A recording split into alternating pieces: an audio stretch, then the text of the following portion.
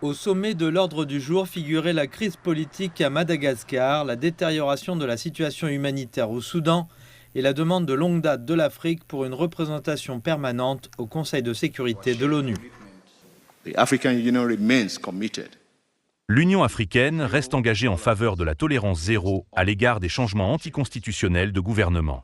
La position du Conseil de paix et de sécurité, est que Madagascar souligne l'engagement de l'Union en faveur du constitutionnalisme, de la gouvernance démocratique et de la légitimité centrée sur les populations.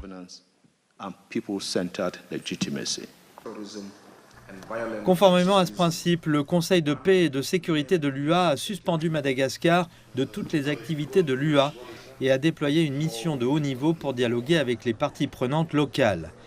Au-delà de Madagascar, la crise au Soudan a dominé les pourparlers.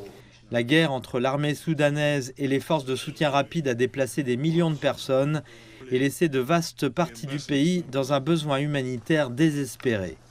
S'adressant aux journalistes, l'ambassadeur Vassili Nebenzia, représentant permanent de la Russie auprès des Nations Unies, a décrit la situation comme alarmante.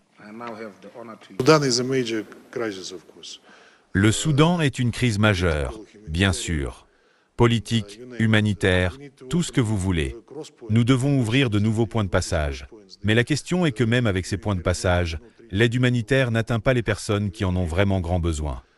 La réunion a également examiné la mise en œuvre de la résolution 2719 de l'ONU qui fournit un cadre pour le financement des opérations de soutien à la paix dirigées par l'UA. Cependant, des divisions subsistent concernant le financement prévisible et le partage de la charge. L'ambassadeur Adoy a souligné que pour que les efforts de paix réussissent, la voix de l'Afrique doit être pleinement représentée dans la prise de décision mondiale, renouvelant les appels à la réforme du Conseil de sécurité de l'ONU. L'humanité mérite un système multilatéral en réseau efficace qui doit évoluer pour refléter les réalités et les aspirations du monde d'aujourd'hui. Par conséquent, la réforme du Conseil de sécurité de l'ONU reste urgente et nécessaire.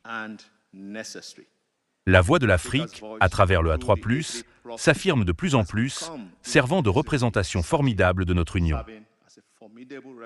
Un Conseil de sécurité réformé doit refléter l'équité, l'équilibre régional et l'inclusivité mondiale.